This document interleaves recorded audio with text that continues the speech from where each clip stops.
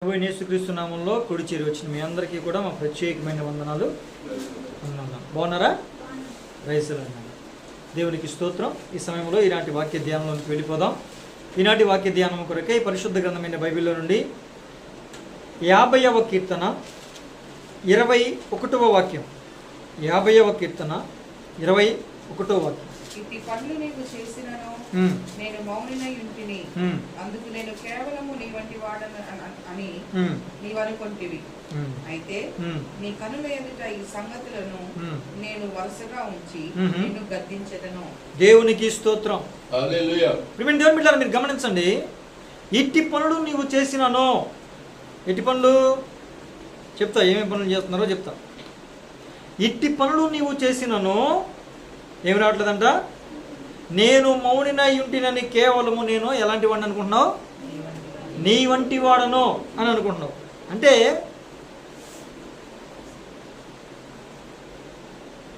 దేవుడు మనం చేసిన పొరపాట్లకి, మనం చేసిన తప్పులకి, మనం చేసినటువంటి ప్రతి అవిధేయమైన పనులకి ఆయన ఏమాత్రం కూడా మనల్ని శిక్షించట్లా. ఆ కాలంలో ఏం జరిగేదండి? తప్పు చేసిన వెంటనే శిక్ష వచ్చేది. క్రొత్త నిబంధన ఆదిమ సంఘ కాలంలో కూడా తప్పు చేసిన వెంటనే శిక్ష వచ్చిందా? అననీయ సప్పీరా తప్పు చేశారు, వెంటనే ఏమొచ్చింది? శిక్ష వచ్చింది. కనుక ఇప్పుడు మనం తప్పు చేస్తే వెంటనే ఏమి రావట్లా? శిక్ష రావట్లేదు. కనుక చాలామంది మనుషులు ఏమనుకుంటున్నారండి? చాలామంది కదా, అందరూ కూడా ఏమనుకుంటున్నారు? మనం ఏం పని చేసినా కూడా ప్రభు ఎలాంటి వాడు? క్షమించే దేవుడు, కృప కలిగిన దేవుడు, మనల్ని మన్నించే దేవుడు. అసలు మనం ఏమాత్రం కూడా వెంటనే శిక్షించడు. ఆయన మనల్ని ఎంతో ప్రేమిస్తున్నాడు. ఆయనది కారణం లేని ప్రేమ. తప్పులు చేయుట మన వంతు, దయ చూపుతే దేవుని వంతు అన్నట్లుగా ఒక్కొక్కరు ఎలా ఉన్నారండి? విచ్చలవిడిగా పాపం చేసేస్తున్నారు, విచ్చలవిడిగా తప్పులు చేస్తున్నారు, ఎలా పడితే అలా నడిచేస్తున్నారు. అసలు ఇది పాపము అని తెలిసి కూడా పాపం చేసిన వాళ్ళు ఉన్నారు. ఇదంతా పెద్ద పాపమేమి కాదేమోలే, మరి అంత తప్పేమో, మరి అంత కఠినంగా మనం అంత ఖచ్చితంగా ఉండగలమా అని సులువుగా చిక్కులు పెట్టే పాపంలో, సులువుగా చిక్కులు పెట్టడం ఏంటి? ఇది పెద్ద తప్పు కాదు, ఇది పెద్ద పొరపాటు కాదు అంటే ఏమంటే, ఉదాహరణకి మనం ఇరుగు పొరుగు వారితో మాట్లాడాం. ఇరుగు పొరుగు వారితో మాట్లాడేటప్పుడు లోకస్తులు మాట్లాడినట్టుగా క్యాజువల్గా మాట్లాడేస్తాం. ఆ మాట్లాడే క్రమంలో మన పదజాలం ఎలా ఉంటుంది? చాలా క్యాజువల్గా ఉంటుంది. అందరూ ఎలా మాట్లాడుతారో మనం కూడా అలాగే మాట్లాడతాం. అందరూ ఏ పదాలు వాడతారో మనం కూడా అదే పదాలు వాడతాం. ఇప్పుడు ఏ మాట పడితే ఆ మాట మనం పలకొచ్చా? ఏ మాట పడితే ఆ మాట మనం అనొచ్చా? అనొచ్చా? మరి అలా మాట్లాడితే ఏమనుకుంటున్నాం మనం? పర్వాలేదులే, మనుషులకి ఈ మాత్రం మనం మామూలుగా మాట్లాడుకోలేమా, ఏదో సరదాగా మాట్లాడాం అని అనుకుంటాం. కానీ దేవుని దృష్టిలో ఏంటి? మన ప్రతి చర్య, మన ప్రతి మాట ఎలా ఉండాలి? పరిశుద్ధంగా ఉండాలి. ఉండాలి వద్దండి. కనుక ఈ విధంగా తెలిసి కొంతమంది, తెలియక కొంతమంది తప్పులు పొరపాట్లు చేస్తూనే ఉన్నారు. ఇప్పుడు చేస్తున్నప్పుడు వాళ్ళ మీద ఏం రావట్లా? శిక్ష వెంటనే రావట్లా. శిక్ష వెంటనే రావట్లేదు కాబట్టి వాళ్ళలో ఏం పోయిందండి? దేవుని భయం పోయింది. ఇప్పుడు భయం ఉందనుకోండి, మనం ఆ పని చేస్తామా? ఇప్పుడు మనకి కుక్క అంటే భయం. ఆ వీధిలో కుక్క ఉంది, వెళ్తామండి? ఆ కుక్క అటు వైపు వెళ్ళాలంటే మనకి ఎవరైనా తోడు ఉండాలి, లేకపోతే అదైనా ఆ వీధిలో వెళ్ళిపోవాలి, అంతేగా? లేకపోతే భయం. కుక్క దాకా ఎందుకండి? ఇంట్లో బల్లి కనపడితే అది మనల్ని ఏం చేస్తుందా? కానీ దాన్ని చూసినప్పుడు మనకు భయం కాబట్టి ఖచ్చితంగా మనం ఎలా ప్రవర్తిస్తామండి? దాని దరిదాపుల్లో కూడా వెళ్ళడానికి మనం ఇష్టపడం, భయపడతాం. మనల్ని ఏం చేసేస్తుందో అని. కాక్రోచ్ కనపడినా అంతే, బొద్దింక. భయం ఉన్నప్పుడు మనం చేయడానికి కానీ, దగ్గరికి వెళ్ళడానికి కానీ మనం ఏం చేస్తాం? జంకుతాం, ఆలోచన చేస్తాం, అసలు వైపు వెళ్ళాం, ఆ పనులు చేయం.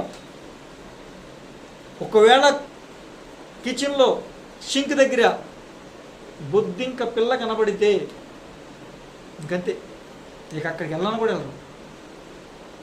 మళ్ళీ ఆ ఇంట్లో వాళ్ళు ఎవరైనా ధైర్యం కలిగిన వాళ్ళు రావాలి, దాన్ని చంపాలి, లేకపోతే దాన్ని తీసి పడేయాలి, అప్పుడు అక్కడికి వెళ్తారు. లేకపోతే అక్కడికి వెళ్ళిన కూడా వెళ్ళరు. అవునా కాదండి? ఇప్పుడు ఒక చిన్న జీవి విషయంలోనే మనకు భయం ఉంటే అంతలాగా మనం వెళ్ళకుండా చేయకుండా ఉంటాం కదా. మరి ఇప్పుడు నిజంగా దేవుని భయం కనుక మనలో ఉంటే దేవుడు చేయొద్దన్న పనులు చేస్తామండి? చేస్తామా? దేవుని భయం ఉంటే మనం అలా ప్రవర్తిస్తామండి? భయం ఉంటే ఖచ్చితంగా ఎలా చేస్తాం? ఆలోచన చేస్తాం, అమ్మో దేవుడు ఏం చేస్తాడేమో, దేవుడు శిక్షిస్తాడేమో అనే భయం ఉంటే ఖచ్చితంగా మనం చేయం. కనుక భయాన్ని విడిచి, అసలు భయం లేదు జనాల్లో, ఏమీ లేదు, భయం లేదు. కడుపులో దేవుని భయం ఉండాలి అంటూ ఉంటారు. హృదయంలో భయం ఉండాలా వద్దా? అది లేకేగా ఈ తిప్పలని. ఇప్పుడు ఏమన్నాడు? ఇట్టి పనులు మీరు చేసినా. ఎట్టి పనులు? ఒకసారి అదే అధ్యాయం 18వ వచనం చదవండి. ఒక్కొక్క మాట చదవండి, నేను ఒక్కొక్క మాట వివరించుకుంటూ వస్తాను.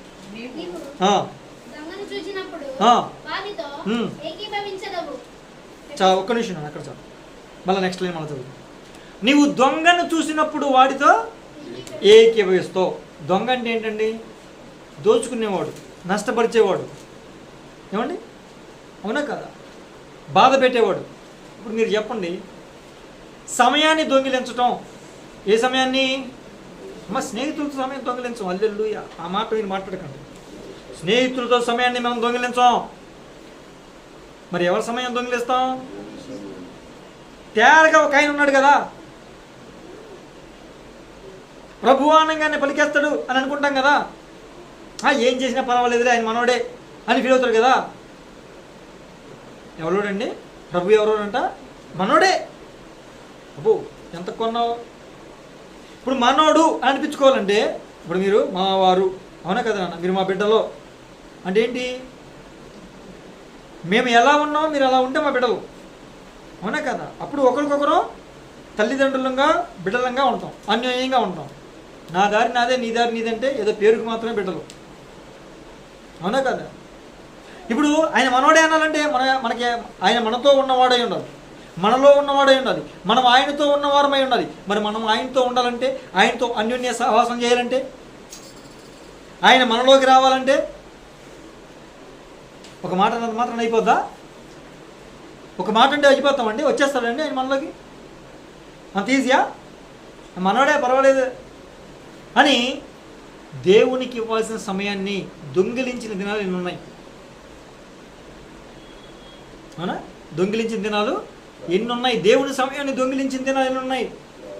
ఒకవేళ నువ్వు మంచి భక్తిపరుడువే, దేవుని మంచి భక్తిపరుడువే, దేవుని ఎందుకు భయభక్తులు కలిగిన వ్యక్తివే, నీకు దేవుని భయం ఉంది, అమ్మో ఆదివారం, పరిశుద్ధ దినం, పునరుత్థాన దినం, దేవుని మందిరాన్ని విడిచి ఎక్కడికి వెళ్ళకూడదు అని నీకు ఉంది. అయితే దేవుని సమయాన్ని దొంగిలించే బుద్ధి కలిగిన వాళ్ళు ఉంటారు. ఇప్పుడు వాళ్ళతో నువ్వేమన్నాడు? దొంగలతో ఏం చెప్పాడు? దొంగలతో ఏకీభవిస్తున్నావు అంటే ఏంటి? వాళ్ళు ఏం చేయాలనుకుంటారో నువ్వు వాళ్ళతో పాటు కలిసి చేయడమే ఏకీభవించటం. అమ్మ మనందరం కలిసి ఇప్పుడు ఈ పని చేద్దాం అన్నారనుకోండి, మేము చేయము అంటే ఏకీభవించలేదు, చేస్తాము అంటే ఏకీభవించటం. ఒకే మనసు కలిగి, ఒకే మాట కలిగి, ఒకేలాగా చేయడానికి పూనుకోవడం, దాన్నే ఏకీభవించడం అంటారు. మరి ఇప్పుడు వాడేమో దేవుని సమయాన్ని దొంగిలిస్తున్నటువంటి వ్యక్తి. మరి అలాంటి వ్యక్తులతో నువ్వు సాంగత్యం చేస్తున్నావు, వాళ్ళతో ఏకీభవిస్తున్నావు అంటే నేనేమనాలి? నువ్వు కూడా దొంగవేగా. ఇప్పుడు మనం ఈ లోకానుసారంగా మనం మాట్లాడాల్సిన, ఇప్పుడు లోకానుసారంగా మాట్లాడితే వాక్యాన్ని అక్షరార్థంగా మనం మాట్లాడామనుకోండి, మేము ఏ దొంగతనం చేయలేదండి, ఏదో మా అమ్మకి మా నాన్నకి తెలియకుండా అప్పుడు 10 రూపాయలు తీసుకెళ్ళి పానీపూరి తిన్నాం అంతే, అంతకుమించి మేము పెద్ద దొంగతనం ఏం చేయలే, అది కూడా మా నాన్నదే మా అమ్మది కాబట్టి మా స్వతంత్రం కాబట్టి మేము తీసాం అని అనుకుంటారు అందరూ. కానీ ఇక్కడ మాట్లాడుతుందండి అక్షరార్థం కాదుగా, ఆత్మీయంగా ప్రభు వారు మాట్లాడుతూ ఉన్నారు. మరి ఆత్మీయంగా ప్రభు వారు మాట్లాడుతూ ఉన్నప్పుడు నువ్వు ఎన్నిసార్లు దొంగతనం చేసావు దేవుని సమయాన్ని?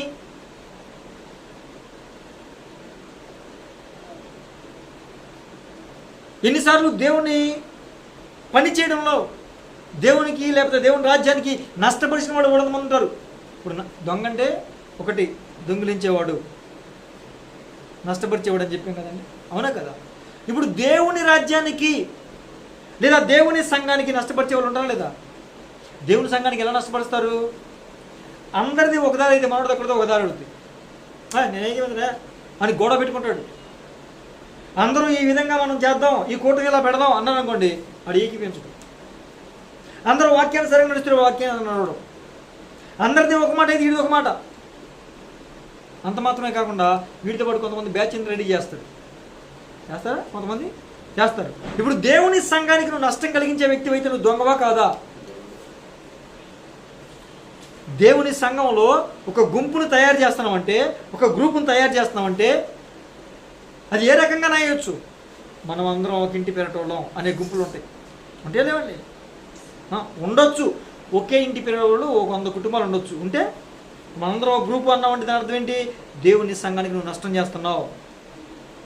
దేవుడు ఇంటి పేర్లు పెట్టాడా? మనుషులు కల్పించుకున్నారు, పెట్టుకున్నారు, ఓకే అయిపోయింది. కొంతమంది వీళ్ళు మనోళ్ళు, మీకు అర్థమైందిగా, మీకు నేను చెప్పవసరంలా, వీళ్ళు మనోళ్ళు. ఏంటి మన? ఇప్పుడు మన అని ఒక గుంపు తయారు చేస్తున్నావు. దేవుని రాజ్యానికి నువ్వేం చేస్తున్నావు? నష్టం చేస్తున్నావు. దేవుని సంఘానికి నువ్వేం చేస్తున్నావు? నష్టం చేస్తున్నావు.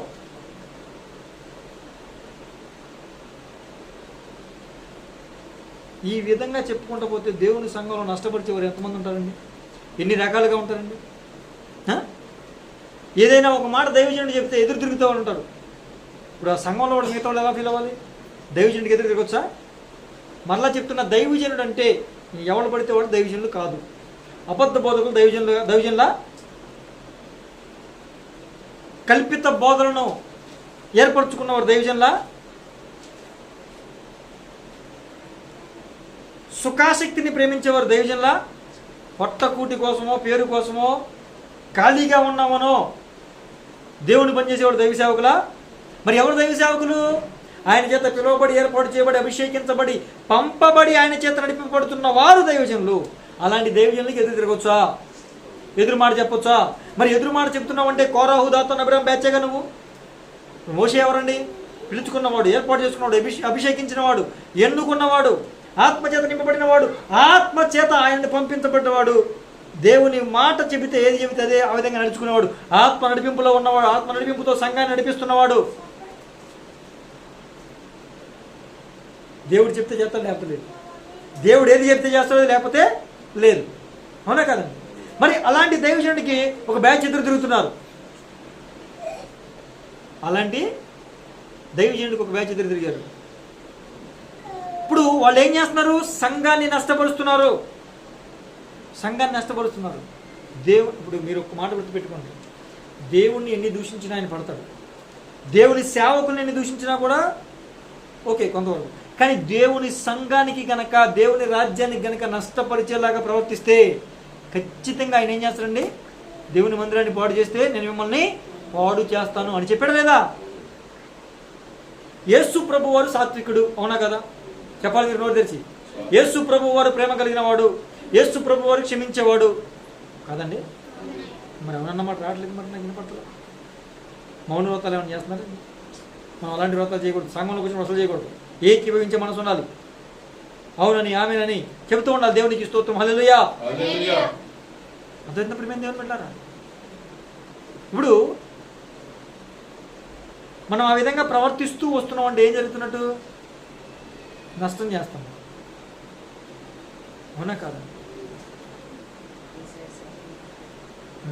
యేసయ్య అంటాడు, సాత్వికుడు, ప్రేమ గలవాడు, దయాళుడు, కరుణించేవాడు, కృప చూపేవాడు. ఓకేనా?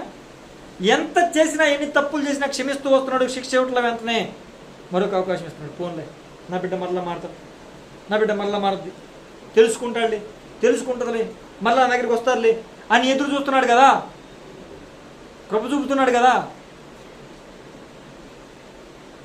మనం ఆయనకి దూరం అయిపోతే మరలా ఆయన దగ్గరికి వెళ్ళాలని ఎదురు చూసేవాడు. 2 చేతులు దినమెల్లా చాపుతూ ఎదురు చూస్తూ ఉంటాడు. కానీ మందిరాన్ని పాడు చేస్తే కొరడాలు తీసి కొట్టాడా? ఎక్కడ? యోహాను సువార్త 2వ అధ్యాయం.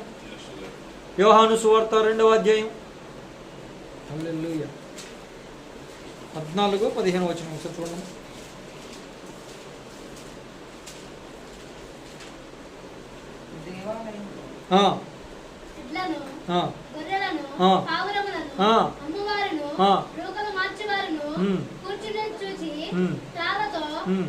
చేసి గొర్రెలను ఎడ్లన్నిటిని దేవాలయంలో నుండి చేసి రూకలు మార్చి వారి రూకలు చెల్లివేసి వారి బల్లను పడద్రోసి పావురములు అమ్మువారితో వీటిని ఇక్కడ నుండి తీసుకొని పోండి. నా తండ్రి ఇల్లు వ్యాపారపు దీనిగా చేయకూడని చెప్పాను. దేవునికి ఇష్టం. నా తండ్రి ఇల్లు అంటే ఇప్పుడు జరిగే సన్నివేశం అంతా ఎక్కడండి? యెరూషలేము మందిరమేగా, దేవాలయంలోనేగా. ఇప్పుడు దేవాలయం వాళ్ళు ఏం చేశారు? వ్యాపార కేంద్రంగా చేశారు.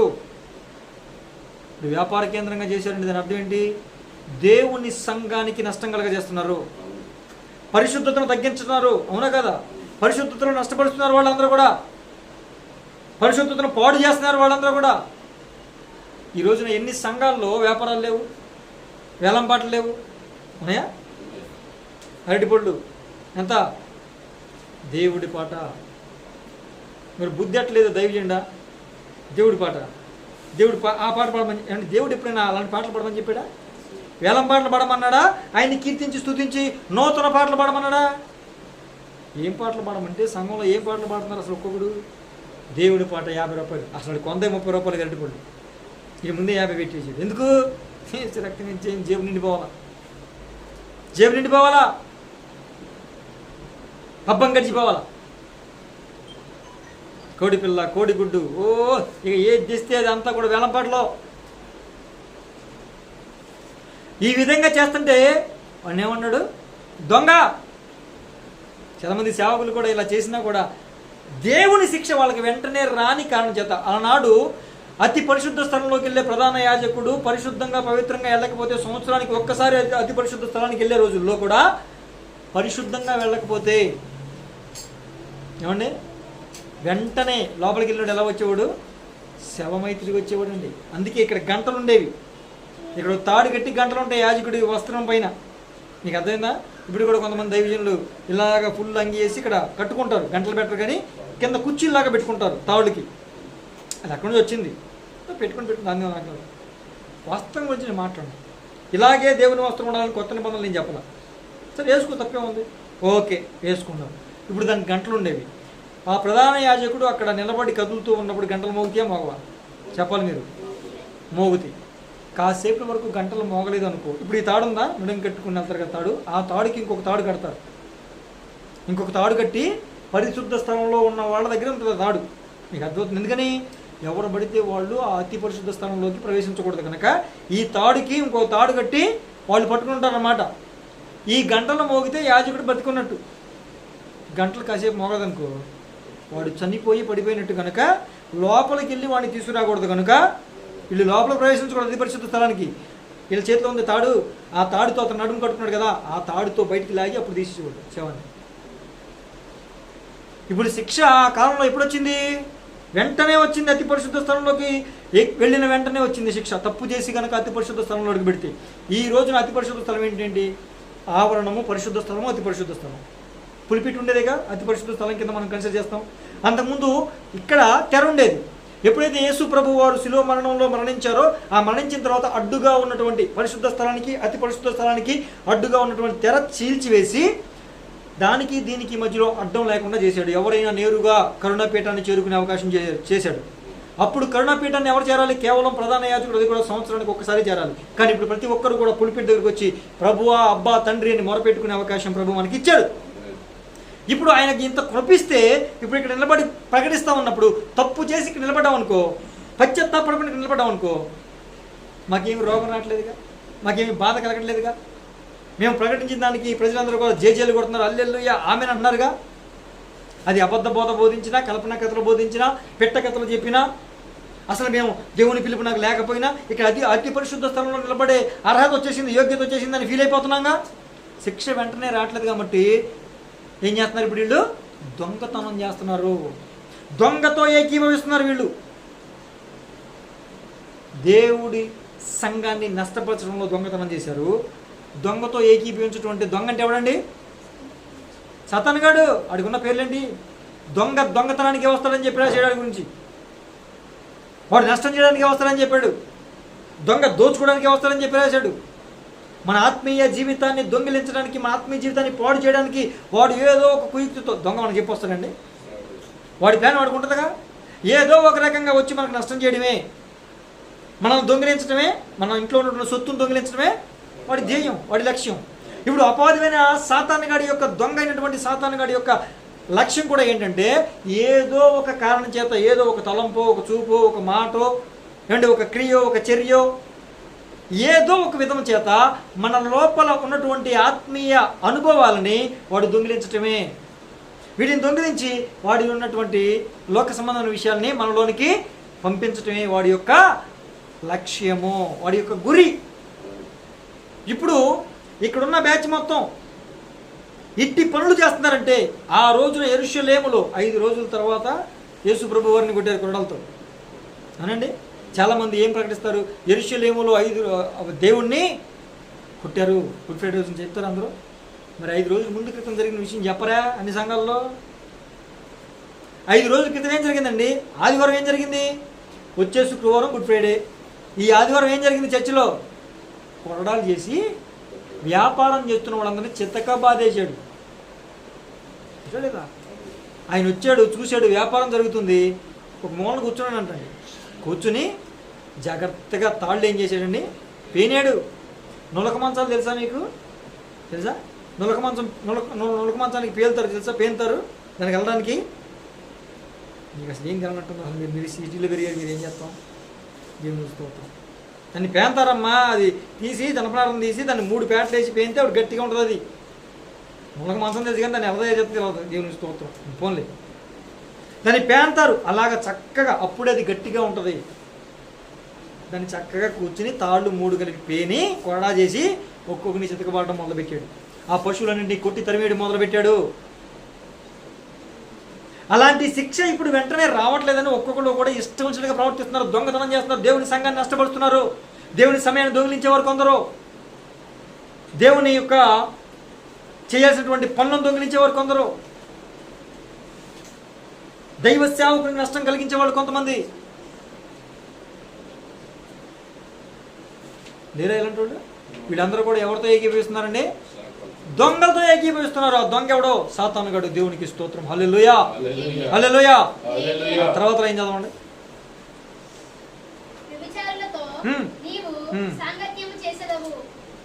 ఇప్పుడు చూడండి, ఎవరితో సాంగత్యం అంటండి?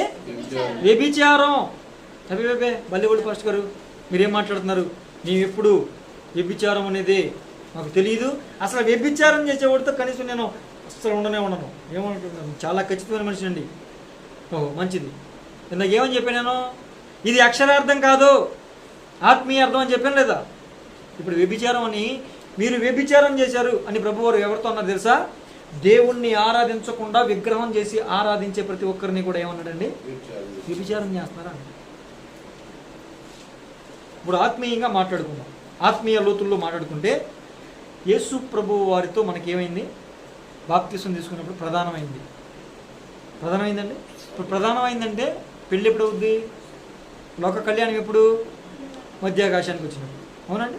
మరి అప్పటి వరకు ఈ ప్రదానం చేయబడిన తర్వాత కొంచెం సమయం ఉంటుంది కదండి. ప్రదానం చేయబడిన వ్యక్తి కోసం ఈ స్త్రీ ఏం చేయాలి? పెళ్లి కుమార్తె ఏం చేయాలి? ప్రదానం చేయబడినటువంటి స్త్రీ ఏం చేయాలి? ఆ పెళ్లి కుమారుడు కోసం, వరుడు కోసం ఈ వధువు సిద్ధపడుతూ ఉండాలి. అతని కోసమే ఎదురు చూస్తూ ఉండాలి. ఎప్పుడు వస్తాడో తెలియదు. యూదుల వివాహ విధానం ఎలా ఉంటుందంటే, వాళ్ళు ప్రదానం చేసుకుంటారండి. ఒక స్త్రీని ప్రదానం చేసుకుంటారు. ప్రదానం చేసుకుని ఇక ఏమో మా పిల్ల అనిపించుకుని వెళ్ళిపోతారు. అర్థమవుతుందండి? వెళ్ళిపోతారు. ఇప్పుడు వెళ్ళిపోయిన తర్వాత ఎప్పుడు వస్తారో చెప్పరు. మీకు అర్థమవుతుందా? వెళ్ళిపోయిన తర్వాత ఎప్పుడు వస్తారో చెప్పరు. ఎప్పుడైనా రావచ్చు. ప్రదానము చేయబడిన తర్వాత ఈ కన్యక ఎప్పుడైనా వస్తాడేమో, అది ఎప్పుడు వస్తాడో తెలియదు కాబట్టి సిద్ధంగా ఉండాలి. మీకు అర్థమవుతుందా? ఎప్పుడు వస్తాడో తెలియదు కాబట్టి అర్ధరాత్రి వస్తాడా, సాయంత్రం వస్తాడా, ఉదయాన్నే వస్తాడా, పగలు వస్తాడా తెలియదు. ఏ సమయం వస్తాడో చెప్పరు. కానీ ప్రదానం చేసుకుని వెళ్ళిపోయిన పురుషుడు ఎప్పుడు వస్తాడో ఆ పురుషుని కోసం ఈ స్త్రీ ఏం చేస్తూ ఉండాలి? ఎదురు చూస్తూ ఉండాలి. ఇంకొకరి దగ్గరికి వెళ్ళకూడదు, ఇంకొకరిని ఆశించకూడదు. మీకు అర్థమవుతుందా? అందుకే బుద్ధి గల కన్యకులు, బుద్ధి లేని కన్యకులు అని చెప్పే సందర్భంలో ఆయన ఎప్పుడు వస్తాడో తెలియదు కాబట్టి దివిటీల్లో కొంచెం ఎక్కువ ఆయిల్ పెట్టుకున్నారు. వాళ్ళు అవి వచ్చేస్తాడులే అని చెప్పి వీళ్ళు తక్కువ ఆయిల్ పెట్టుకున్నారు. అక్కడే దెబ్బైపోయింది. అదనమాట క్రమం. ఇప్పుడు ప్రదానము చేయబడిన మనం ఎవరి కోసం ఎదురు చూడాలి? ప్రభు అయిన యేసయ్య కోసం ఎదురు చూడాలి. మన ఆత్మీయ భర్త, ఆత్మీయ పెండ్లి కుమారుడు. వధువు అంటే మనం ఒకడం కాదండి. స్త్రీ పురుష లింగ భేదం ఏమీ లేదు. సార్వత్రిక సంఘం అంతా కూడా వధువు సంఘం, ఎత్తబడే సంఘం అంతా కూడా వధువు సంఘం. ఆ వధువు సంఘంలో సంఘం అంతా కూడా ఒక స్త్రీతో పోల్చబడింది, ఒక శరీరంతో పోల్చబడింది. అవునండి, ఆ శరీరంలో ఉన్నటువంటి అవయవాలు ఇక్కడ నుంచి ఇక్కడ వరకు మొత్తం అన్ని అవయవాలేగా, ఒక్కొక్కరు ఒక్కొక్క పార్ట్ అన్నట్టు. ఎంత కలిపితేనే శరీరం. అలాగే వీళ్ళందరూ సార్వత్రిక సంఘం అంతా కూడా, ఎత్తబడే సంఘం అంతా కూడా కలిపితేనే వధువు సంఘము, వధువు కన్యక. ఇప్పుడు ప్రదానం చేయబడిన తర్వాత ఎవరి కోసం ఎదురు చూడాలి? యేసయ్య కోసం ఎదురు చూడాలి. ఎవరిని పూజించాలి? యేసయ్యని పూజించాలి. ఎవరిని ఆరాధించాలి? యేసయ్యని ఆరాధించాలి. అలా కాకుండా ఇంకొక పరాయి పురుషుణ్ణి వెళ్ళింది అనుకోండి, పరాయి పురుషుని పంచకెళ్ళింది అనుకోండి, లేదా పరాయి పురుషుని పెళ్లి చేసుకుంది అనుకోండి, పరాయి పురుషుని ఆరాధిస్తుంది అనుకోండి, పరాయి పురుషుని తలుచుకుంది అనుకోండి, ఇప్పుడు ఈ స్త్రీ ఏం చేస్తున్నట్టుగా భావిస్తారు? అందరూ వ్యభిచారం చేస్తున్నారు. అలాగే ప్రధానము ప్రభు అయిన యేసుక్రీస్తు వారితో ప్రదానం చేసుకున్నాం మనం. ఆయన కోసం ఎదురు చూడకుండా, ఆయన్ని ఆరాధించకుండా ఒక విగ్రహాన్ని చేసి ఆరాధిస్తే వీళ్ళు వ్యభిచరిస్తున్నారు అన్నాడు. ఇప్పుడు చెప్పండి, వ్యభిచారులతో సాంగత్యం అంటే ఇప్పుడు విగ్రహారాధన చేసేవాళ్ళతో మీరు ఏం చేస్తున్నారు? సాంగత్యం చేస్తున్నారు లేదా? విగ్రహారాధన అంటే అన్నిలేనా? ఇంకా పద్దాకి కాళ్ళకు తేలగా ఉన్నారని వాళ్ళు ఫీల్ అయిపోతారు, చాలామంది ఫీల్ అయిపోతారు. మనలో లేరా విగ్రహారాధన చేసేవాళ్ళు? విగ్రహారాధన అంటే ఏంటి చెప్పిన ఈ రోజున టక్కటక్క 2 విషయాలు చెప్తారు. యేసు ప్రభు ఏమన్నాడు? నిర్గమాకాండ 20వ అధ్యాయం ప్రారంభ వాక్యాలు, నేను తప్ప మీకు వేరే దేవుడు ఉండకూడదు, పైన ఆకాశం అందే కానీ కింద భూమి మీద కానీ భూమి క్రింద ఉన్న జలముల్లోనే కానీ ఏ రూపాన్ని చేసుకోకూడదు అన్నాడు. నా రూపాన్ని చేసుకుంటారు బాబా, ఇంకే రూపాన్ని చేసుకోలేదు. మా తల్లి రూపం చేసుకుంటారు బాబా, ఇంకే రూపం చేసుకోకూడదు అన్నాడా? అన్నా. అలా కాకుండా మనం ఏం చేస్తున్నాం? యేసు ప్రభు రూపం, బాల యేసు రూపం, పెద్దయిన ఈ రూపం, మరి ఏమ తల్లి మాత్రం అట్టగా ఉంటుంది. అదేంటిది? బాల యేసు ఎప్పుడు మరి ఏం అలాగే ఉంది, యేసు ప్రభు పెద్దోళ్ళైన తర్వాత కూడా అలాగే ఉంది, యేసు ప్రభు చిలివేసిన తర్వాత కూడా అలాగే ఉంది. అంటే ఆవిడలో ఏమన్నా మాత్రం రాలేదా? మరి ఆవిడకి వయసు పెరగలేదా? యేసు ప్రభుకి 33 సంవత్సరాలు వచ్చినాయి కానీ ఆవిడకి మాత్రం వయసు రాలా. ఇట్లా బొమ్మ తయారు చేసే విధానం అలాగే ఉంది. అవునా? అలాగే తయారు చేస్తారు. ఎప్పుడు చూడు మరి ఏం అలాగే ఉంటుంది. యేసు ప్రభు మాత్రం బాల యేసు, పెద్ద యేసు, ఏమండి ఇంకో యేసు, ప్రకటిస్తున్న యేసు, సిలువలో వేలాడుతున్న యేసు చేయమని చెప్పాడా? ఈ విధంగా విగ్రహారాధన చేస్తుంటే ఇప్పుడు ఏం చేస్తున్నట్టు? వ్యభిచారం చేస్తున్నట్టు. ఆ విగ్రహారాధన చేస్తున్న సంఘాల వారితో నువ్వు సహవాసం చేస్తే ఇప్పుడు ఎవరితో సాంగత్యం చేస్తున్నట్టు నువ్వు? చెప్పు. యేసు ప్రభు బొమ్మ, మరియమ్మ బొమ్మ పెట్టుకుని విగ్రహారాధన చేస్తున్న వారితో నువ్వు సహవాసం చేస్తుంటే వ్యభిచారులతో సహవాసం చేసినట్టు. నేను చెప్పట్లా, దేవుని వాక్యం చెప్తుంది. మీకు ఎవరికైనా డౌట్ ఉంటే వాక్యాన్ని చదువుకుని తర్వాత కామెంట్ పెట్టండి. ఏదో దుందుడుకు స్వభావంతో కామెంట్ పెట్టడం కాదు. వాక్యం లేకుండా మాట్లాడేంత ధైర్యం నాకు లేదు. వాక్యం ఉన్నదే మాట్లాడడానికి ధైర్యం సరిపోట్ల. దేవునికి స్తోత్రం. ప్రియమైన దేవుని బిడ్డలారా, అర్థమవుతుందండి? ఇప్పుడు మనం ఎవరితో సహవాసం చేస్తున్నాం? ఎవరితో సాంగత్యం చేస్తున్నాం? ఇంకా వ్యభిచారులు అంటే ఎవరు తెలుసా? దేవుణ్ణి కాకుండా ధనాన్ని, డబ్బు పిచ్చి ఉంటుంది చూడండి, వాళ్ళు వ్యభిచారం చేసినట్టు రాయబడింది. డబ్బు పిచ్చి, ధనాశ, డబ్బు డబ్బు డబ్బు డబ్బు డబ్బు, అలాంటి వాళ్ళతో మనం సహవాసం చేసేవాడి. ఖచ్చితంగా ఈ లోకముతో కనుక స్నేహం చేస్తే ఎలా చేసినట్టు? దేవునికి విరోధమైన పని చేసినట్టు. లోక స్నేహం దేవునితో వైరం అన్నాడు. లోకంతో మనం కలిసి ఉంటే దేవునితో మనం విడిపోయినట్టే. లోకంతో మనం మంచిగా ఉన్నామంటే దేవునితో పగగా ఉన్నట్లే, కక్షతో ఉన్నట్లే. ఏమండి? మరి అలాంటప్పుడు ఈ లోకంతో స్నేహం చేస్తే వ్యభిచారం చేసినట్టే కదా? దేవుణ్ణి కాదనుకుని వేరే చోటుకి వెళ్ళిపోయినట్టే కదా? చెప్పండి, మీరు ఎవరితో స్నేహం చేస్తున్నారు? వ్యభిచారులతో స్నేహం చేస్తున్నారా? ఈ రోజున సరిదిద్దుకోవాలి. ఇట్టి పనులు మీరు చేసినా ఏమనట్లేదంట, శిక్ష వెంటనే రావట్లేదు కనుక ఒక్కొక్కడు వెచ్చవిడిగా రెచ్చిపోతున్నాడు. దేవుని భయం లేదు అసలు కడుపులో. ఆ తర్వాత వాక్యం మొదట్లో ఏం చదవండి?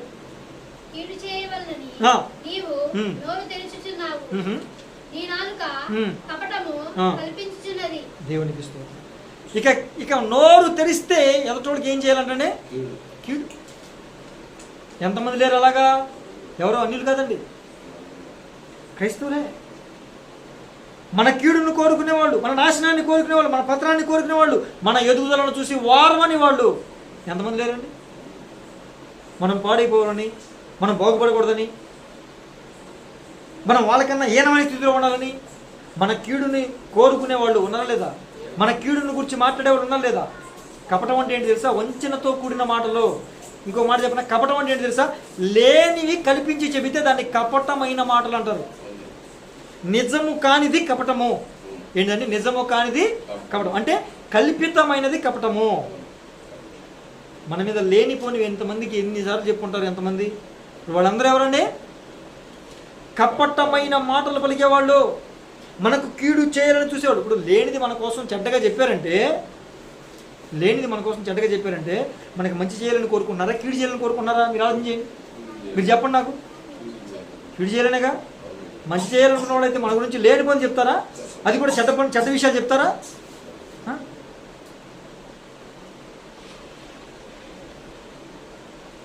నేనే ఉన్నాను, రోడ్డు మీద ఎవరో ఉన్నారు, మన అంతకుముందు ఎవరో పరిచయం, అతను క్రైస్తవుడే, అయితే అతను తాగిపోతాడు అనుకుందాం, తాగి ఉన్నాడు అనుకుందాం, ఓకేనా? తాగి ఉన్నాడు అనుకుందాం. ఇప్పుడు అతను కలిసి వందనాలండి అన్నాడు. ఇప్పుడు నేనేం చేయాలి? వందనాలు అంటాం. ఇప్పుడు ఈ వందనాలు అనే లోపు ఎవడో చూశాడు, అదుగో పాస్టర్ గారు తాగిపోతూ ఇద్దరు కలిసి తాగేశారండి అని చెప్పాడు. ఇప్పుడు వాడు చెప్పిన మాట నిజమా అబద్ధం? రెండోది, ఇప్పుడు వాడు నా మీద లేనిపోనిది చెప్పాడు కాబట్టి, అబద్ధమైంది కల్పించి చెప్పాడు కాబట్టి, ఇప్పుడు వాడు నాకు మేలు చేయాలనుకుంటున్నాడా, కిడి చేయాలనుకుంటున్నాడా? మేలు చేసేవాళ్ళు ఏం చేస్తారు? తప్పుని కప్పుపుచ్చి చెప్తారు. కిడి చేసేవాడు ఏం చేస్తాడు? లేనిది కూడా ఉన్నదని చెప్తాడు. అవునా కదండి? ఇప్పుడు అలాగ వేరే వాళ్ళు ఉంటే వాళ్ళ కోసం మనం ప్రార్థన చేయాలి. మరి మనమే ఉంటే అలాగ కీడు చేయాలని చూసే వాళ్ళ గుంపులో, కపటమైన మాటలు లేనిపోనివి కల్పించి చెప్పేవాళ్ళ మా గుంపులో, ఉన్నవి లేనట్టు లేని ఉన్నట్లు చెప్పే గుంపులో మనం ఉంటే, ఒక మాటకి 10 మాటలు వేసి మనమే చెప్తే, ఇప్పుడు వేరే వాడు చెప్తే తప్పన్నాం కదా, మరి మనమే చెప్పే గుంపులో ఉండొచ్చా? ఉంటే మనం ఏం చేస్తున్నట్టు? కపటమైన మాటలు పలికే గుంపులో మనం ఉన్నట్లు, కీడు చేసేవారి గుంపులో మనం ఉన్నట్లు. అలా చేయొచ్చా మనం? ఒకవేళ అలా చేస్తే నేను లేనిపోందని చెప్పేసాను వాళ్ళ మీద, దేవుడు నాకు ఏ శిక్ష వేయలే, కనీసం తలనొప్పి కూడా రాలా. దేవుడు నన్ను శిక్షించేసాడు, ట్యాబ్లెట్ వేసుకుని తలనొప్పి తగ్గలేదు అనుకుంటాకి, కనుక ఏం పర్లా అని ఒక్కొక్కరు ఏం చేస్తారంటే రెచ్చిపోయి పిచ్చి పిచ్చి వేషాలు వేస్తూ ఉన్నారు. అంటే మనం ఎన్ని చేసినా శిక్ష మనకి మీదకి రావట్లేదు. ఆయన మౌనంగా ఉన్నాడు, ఆయన మౌనంగా ఉన్నాడంటే ఏమనుకున్నారు అందరూ? క్షమించేస్తున్నాడు, ప్రేమ గల దేవుడు, కృపగల దేవుడు అని అనుకుంటున్నారు తప్ప మనకి మరొక అవకాశం ఇస్తున్నారు అనుకునేవాళ్ళు చాలా తక్కువ మంది ఉన్నారు. అవునా కదా? ఆయన మౌనంగా ఉన్నాడంటే చేతగాక, ఏం చేయలేక, అంటే పుట్టాం అంటే ఏం చేస్తాం? పోతాం అంతే. ఆదాం ఎలా పుట్టాడండి? నాసికా రంధ్రంలో అన్నాడు, అంతే పుట్టాడు. మరి అంటే ఏం చేస్తాడు? ఆరిపోతా, దీపం ఇవ్వంటే ఆరిపోతా అంతే. ఈ ఆత్మ దేవుడు పెట్టిన దీపం, దీన్ని తీసేయాలంటే ఎంతసేపు ఆయనకి? ఇలాక మరొక అవకాశం ఇస్తున్నాడు. అయ్యో వీళ్ళు తప్పు చేసి చనిపోతే, తప్పు చేసి మరణిస్తే నరకం పాలైపోతారు, వీళ్ళు నరకం పాలవడానికి కాదు నేను నా ప్రాణాన్ని పెట్టి వీళ్ళని కొన్నదే, వీడు నశించి నరకంలోకి వెళ్ళిపోయి కాలిపోవడానికి కాదు, నేను నా రక్తం ఇచ్చి వీళ్ళని కాపాడి కొనుక్కున్నదే. అవునా కదండి? అందుకు అవకాశాలు ఇస్తుంటే ఒక్కొక్కరు నా మీదకి శిక్ష రావట్లేదని చెప్పి ఇష్టం వచ్చినట్టుగా ప్రవర్తిస్తున్న వాళ్ళు ఉన్నారు. జాగ్రత్త ప్రియమైన దేవుని బిడ్డలారా, నువ్వు ఎలాంటి మాటలు మాట్లాడుతున్నావో నీకు తెలుసు, ఎవరి గురించి ఏ విధంగా మాట్లాడుతున్నావో నీకు తెలుసు, ఎక్కడ కల్పించి మాట్లాడుతున్నావో నీకు తెలుసు, ఎవరి గురించి లేనిపోని మాటలు చెప్తున్నావో నీకు తెలుసు. ఒకసారి నువ్వు పరిశీలన చేసుకో. ఆ పరిశీలన ఏమీ లేకుండా నువ్వేదో అనుకుంటే జాగ్రత్త, ఒక దినంలో లెక్క అప్ప చెప్పవలసిన వారమై ఉన్నామా లేదా అండి? ప్రతి విషయంలో లెక్క చెప్పాలా వద్దా? ఆ రోజున ఖచ్చితంగా లెక్క చెప్పాలి. లెక్క అప్ప చెప్పే రోజున ఒకవేళ నువ్వు ఒప్పుకోలేదు అనుకో, మొత్తం అన్ని ఏం చేస్తారో తర్వాత చెప్తా, తర్వాత మళ్ళీ ఉంటాను. నీవు కూర్చుండి నీ సహోదరుని మీద కొండెములు చెప్పుచున్నావు, నీ తల్లి కుమారుని మీద అపనిందలు మోపుచున్నావు. నాయనో, ఇప్పుడు ఎవరి మీద అంటే కూర్చుని ఏం చేస్తానంటండి? కొండేలు చెప్తున్నారు. కొండేలు అంటే ఏంటండి? అలాగా అక్క తెలుసా, ఆ పిన్ అలాగా ఇలాగా ఇలాంటిది, నన్ను అంత మాట తెలుసా. కొండ అంటే ఏంటండి? మనల్ని ఏదో అనేసారని మళ్ళీ ఏదో మాట్లాడుకుంటా ఉన్నారు నా గురించే. వీళ్ళు మాట్లాడింది నా గురించే. చూసేవా నా గురించే నిన్ను ఎందుకు వేశారు, నన్ను అలాగందక్క, నన్ను ఇలాగందక్క. మా అత్తలు అనేది తెలుసా, మా కోడలు అనేది తెలుసా, నిన్ను మాట్లాడుతూ నా కొడుకుని రాసి రంపాలు పెడతాడు. వాళ్ళేమంటారు, నా కూతురు నిన్ను రాసి రంపాలు పెడతాడు, అనవసరంగా ఆడి చేతిలో పెట్టా, ఆడికి కట్ట పెట్టా అంటారు లేదండి. వాస్తవానికి వాళ్ళు మంచోళ్ళు అయ్యండి ఈ మాటలు చెప్తున్నారు అనుకోండి, ఇప్పుడు వీటిని ఏమంటాము, కొండెములు. వీటిని ఏమంటారండి, కొండెలు చెప్తూ ఉంటారు కూర్చుని. ఇప్పుడే వాస్తవానికి వాళ్ళ కోళ్ళు ఏమీ అంత దారుణంగా ఏమి ప్రవర్తించట్లా. కానీ ఈ అమ్మ పక్కింటికి వచ్చి కూర్చుని, పిన్ని ఏం కూరండారు అదా ఇదా, మా కోడలు ఇంతవరకు వంటే చేయలే, నువ్వు చేయొచ్చుగా, నీ చేతులు పడిపోయినాయా, వాళ్ళేదిగా బాగానే ఉన్నాయిగా, పక్కనకి వచ్చో అది ఇది గిల్లివో కబుర్లాడే పోయి అక్కడ చేయొచ్చుగా పని. కొండలు ఎవరు చెప్తారు, వంట చేసే పని వాళ్ళది, కొండలు చెప్పే పని నాది అని అప్పగించుకున్నారు వీళ్ళు. అవునా కదండి, కోడలు అత్త మీద, అత్త కోడల మీద. ఇంకంత మాత్రమే కాదండి, ఆ తర్వాత మాట ఏం చేయాలి చదివేవాడు, తల్లి నీ తల్లి బిడ్డ అంటే ఇప్పుడు నీ సొంత కడుపులో పుట్టినటువంటి సహోదరుల మీద ఏం చెప్తున్నావు, ఓరే నాయనో.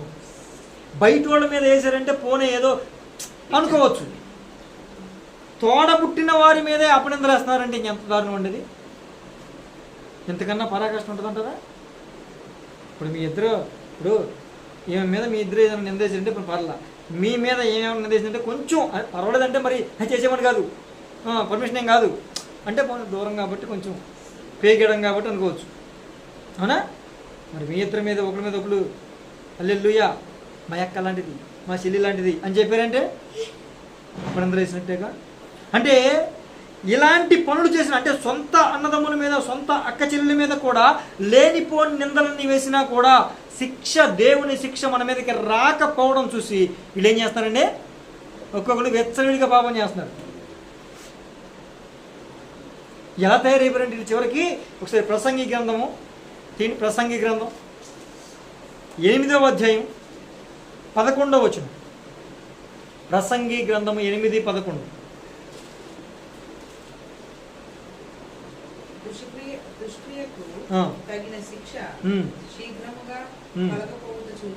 దుష్క్రియకు తగిన శిక్ష శీఘ్రముగా కలగపోవుట చూసి మనుష్యులు భయము విడిచి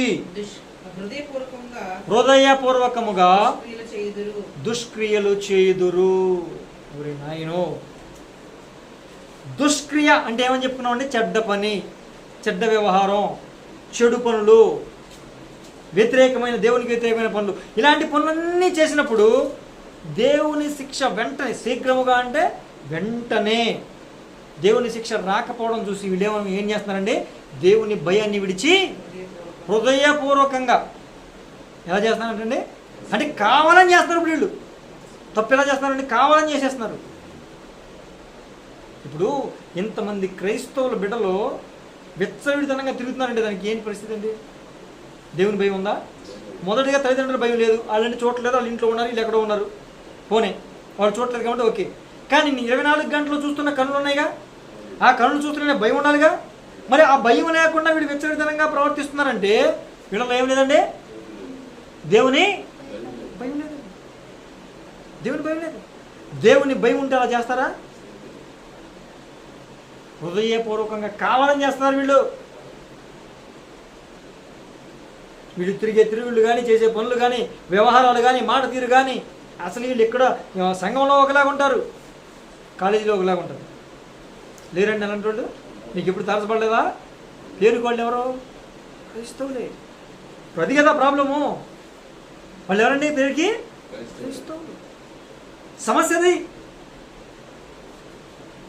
క్రైస్తవులు ఉండి దేవుని నామానికి మహిమ రావాల్సిన విధంగా ప్రవర్తించవలసిన వారమై ఉండగా మనల్ని చూసి ఇతరులు నేర్చుకునేలాగా మన ప్రవర్తన, మన వేషధారణ ఉండాల్సిన పరిస్థితిలో మనం ఉంటే ఇప్పుడు వాళ్ళు చేస్తున్న విషయం ఏంటండి, వాళ్ళని చూసి మనం చెడిపోయింది కాకుండా వాళ్ళకన్నా బీభత్సంగా తయారైపోయిన వాళ్ళు చాలామంది ఉన్నారు, అవునా కదా. క్రైస్తవుల బిడ్డలో సినిమా పాటలకు రీల్స్ చేస్తున్నారు, క్రైస్తవ బిడ్డలో సినిమాకి సంబంధించినటువంటి డైలాగులు, సరస్వక్తులు చెప్తూ వీడియోలు పెడుతున్నారు. ఏంటది? బరితెగింపు కదా, హృదయపూర్వకంగా చేస్తున్న పాపం కాదా అంటే ఎందుకని అలా ఫస్ట్ టైం రీల్ చేసినప్పుడు 1 మినిటే కదా రీల్ అంటే, 2 నిమిషాలు రీల్ అంటే ఎంతసేపు అమ్మా, మీకు అసలు తెలవనట్టు మాట్లాడతారు.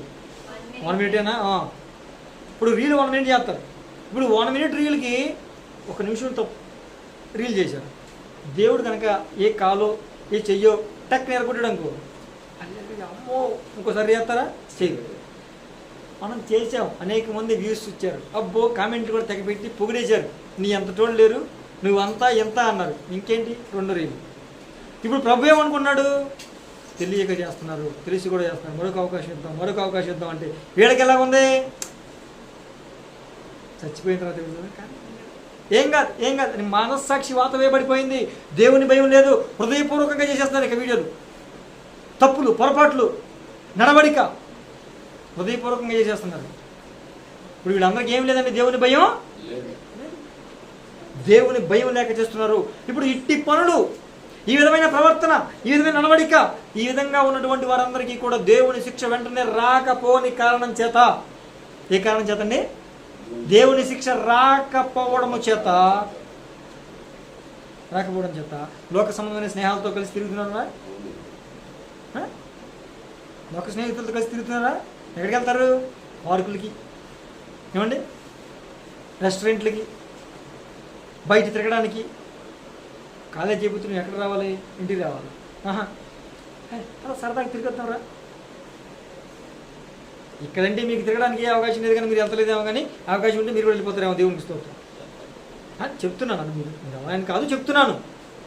ఇక్కడ నుంచి వేరే చోటుకి వెళ్ళిపోయి లేరేంటి? చేయాలని ఎక్కడికైనా వెళ్తారు. దేవుని భయం లేకపోతే, కడుపులో దేవుని భయం లేకపోతే ఎక్కడికైనా వెళ్తారు, ఎంతకైనా తగ్గిస్తారు. ఈ పట్టణాలు అయితే చెప్పవసరం లేదు, వెచ్చలు విడతాను. పొద్దున్నే ఆరాధన, సాయంత్రం ఇంకో రాధన. ఆడ ఇక తిరగడమే ఇక. దేవుని భయం లేదు, కడుపులో ఏం లేదండి, దేవుని భయం లేదు. ఇప్పుడు ఈ విధంగా శిక్ష వెంటనే రాకపోవడం చేత ఒక్కొక్కడు ఏమనుకుంటానండి, ఆయన మళ్ళీ అంటాడే. చదవండి ఒకసారి 22వ వచనం. ఒక్క నిమిషం అండి, 27 చదవండి.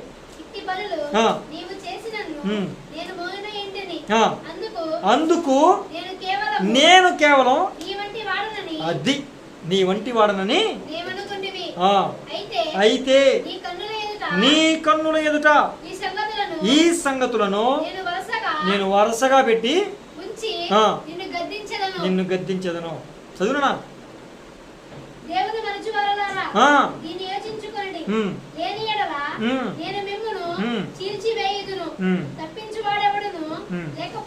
దేవునికి స్తోత్రం, హల్లెలూయా. ఇప్పుడు వరకు నువ్వేమనుకుంటున్నావు? దేవుడు నీకు వెంటనే శిక్ష వేయలేదు కాబట్టి దేవుడు మౌనిగా ఉన్నాడు, మంచివాడిగా ఉన్నాడు, కృప కలిగిన వాడిగా ఉన్నాడు, క్షమించేవాడిగా ఉన్నాడు, ఏ లోపం లేని వాడిగా ఉన్నాడు, ఏ పాపం లేని వాడిగా ఉన్నాడు. అని క్షమించాలి, ఏ తప్పు మన మీద ఏ కోపం చూపించకుండా ప్రేమ చూపిస్తున్నాడు అని పొంగిపోతున్నారుగా. ఇప్పుడు ఆయన ఏమన్నా తెలుసా? దేవుని మరచువారులారా జాగ్రత్త, ఆలోచించుకోండి. మీరు చేసిన పనులన్నీ మీ కళ్ళ ముందు పెట్టి ఒక్కొక్కదానికి లెక్క అడిగి ఆ రోజు ఏం చేస్తాడంటే చీల్చి వేస్తాడు. వేసి రక్తం సింహం చీల్చినట్టుగా చీల్చి వేస్తాడు. ఎలా చీల్స్తాడండి? సింహం చీల్చినట్లుగా చీల్స్తాడు. ఆ రోజునంట తప్పించేవాడు ఒక్కడున్నాడు అంట. ఎవరు లేరండి? తప్పించేవాళ్ళు ఒక్కడున్నాడు అంట. మీరు ఆలోచించేయండి. ఇట్టి పనులు మీరు చేసిన దేవుని శిక్ష వెంటనే రాకపోవడం చేత హృదయపూర్వకంగా పాపం చేస్తున్నారు, దేవుణ్ణి మర్చిపోయి పాపం చేస్తున్నారు, దేవుడి భయం లేకుండా పాపం చేస్తున్నారు. అయితే ఈ పనులన్నీ మీ కళ్ళ ముందు పెట్టి నువ్వు ఇగో పలానా చోట పలానా విధంగా పలానా పని చేసావు, పలానా రోజు పలానా సమయంలో పలానా వ్యక్తితో నువ్వు కలిసి ఇదిగో ఈ విధంగా నువ్వు నడుచుకున్నావు, ఈ విధంగా ప్రవర్తించావని ప్రతిదీ పెద్ద స్క్రీన్ మీద పెట్టి నిన్ను నిలబెట్టి నిన్ను తోడేలు చీల్చినట్టుగా, సింహం చీల్చినట్టుగా చీల్చివేస్తే, శిక్షిస్తే, చీల్చివేయడం అంటే శిక్షిస్తే నిన్ను ఆయన చేతిలో నుంచి తప్పించేవాడు. ఏమండి, మనం అపవాది చేతిలో నుంచి కాపాడబడాలంటే మనల్ని ఎవరండి కాపాడేది? ఎవరి రెక్కల కింద మనకి క్షేమం? ఎవరి చేతుల కింద మనకి ఆశ్రయం? ఎవరి చేతుల కింద మనం సురక్షితంగా ఉంటాం? మరి ఇప్పుడు ఆ చేతితోనే చీల్చేస్తే ఎవడు కాపాడుతాడు? ఎవరిని కాపాడగలడా? అపవాది చేతుల నుంచి ఆయన కాపాడుతాడు, కాపాడినంతకాలం కాపాడుతాడు. మనం గనక సరిగ్గా ప్రవర్తించకపోతే, మార్పు చెందకపోతే, మారు మనసు పొందకపోతే ఈ కాపాడే హస్తాలే శిక్షించే హస్తాలుగా మారిపోతాయి. అదే చెప్తున్నా. కరుణాపీఠం మీద నుంచి, ఇప్పుడు కరుణాపీఠం మీద కూర్చున్నాడు, సమయం సమయం సమయం సమయం సమయం ఇస్తున్నాడు. కరుణాపీఠం మీద నుంచి న్యాయపీఠం మీదకి వెళ్ళాడు. అప్పుడు నీకేముంటుంది? ఇక నిన్ను తప్పించే వాళ్ళు ఎవరు ఉంటారు? శిక్షే, తీర్పులు లేక చెప్పాల్సిందే నువ్వు. కనుక సమయం ఉండగానే ఏం చేయాలండి? నేడే రక్షణ దినం. దీపం ఉండగానే ఇల్లు చక్కబెట్టుకోవాలి. సమయం ఇచ్చినప్పుడే సద్వినియోగం చేసుకోవాలి. కనుక నువ్వు ఏం చేస్తున్నావో, ఎలా ప్రవర్తిస్తున్నావో, ఎవరితో సహవాసం చేస్తున్నావో, దేవునికి నష్టం చేస్తున్నావేమో, దొంగోడితో సహవాసం చేస్తున్నావేమో, దేవుని సమయాన్ని, దేవుని సంఘానికి నష్టం కలిగించి దొంగలాగా ప్రవర్తిస్తున్నావేమో, అలాంటి వారికి నువ్వు ఏకీభవిస్తున్నావేమో, నిన్ను నువ్వు పరిశీలన చేసుకో, నిన్ను నువ్వు ఒకసారి పరీక్షించుకో. ప్రభువు దగ్గర ప్రార్థన చేసుకుని ప్రభు పాదాలు పట్టుకో. అప్పుడు నీకేమైనా కృపా కరుణ దొరుకుద్ది. లేకపోతే చీల్చివేయటమే, శిక్షించటమే నీకు తగును. ఇక అంతమించి ఆయన చేతుల్లో పడ్డాక తప్పించడం ఎవరి వల్ల కాదు. ఏమంటే ఆపద వచ్చినప్పుడు ఆయన చేతుల్లో ఉంటే నిన్ను ఆపద పాలు చేసేవాడు ఎవడో లేడు. ఆయన చేతుల్లో నుంచి బయటికి లాగి నీకు నష్టం చేసేవాడు ఎవడో లేడు. అవునా కదా? అవునా కదా? అలాగే శిక్షించడానికి ఆయన చేతుల్లోకి వెళ్ళిన తర్వాత నిన్ను బయటికి లాగి ఒకసారి పోన్లే ప్రభు అంటా కూడా ఎవడికి రైట్స్ లేవు. ఆ విషయాన్ని గుర్తుపెట్టుకో. ఎంతసేపు ఫస్ట్ పాయింటే కాదు, మనం కనుక ఏసే రెక్కల కింద ఉంటే ఎవరు మనల్ని ఏమి చేయలేరు అన్నది ఎంత నిజమో, యేసయ్య చేతిలో శిక్షించబడే సమయంలో మనల్ని ఎవడు కాపాడలేడు అన్నది కూడా అంతే నిజం. ఆ విషయాన్ని కూడా జ్ఞాపకం ఉంచుకుని ప్రవర్తించవలసిన వారమై ఉన్నాం. దేవునికి స్తోత్రం. ప్రతి ఒక్కరం కూడా ప్రార్థన చేసుకుందాం.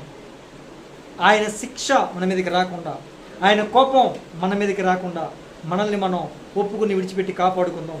ప్రతి ఒక్కరు కూడా ప్రార్థన చేసి దేవునికి అనుకూలముగా, దేవునితో ఏకీభవించే వారముగా, దేవునికి నష్టం చేయనీయకుండా, దొంగతో ఏకీభవించకుండా, కొండెముడు చెప్పకుండా, కపటముగా ప్రవర్తించకుండా,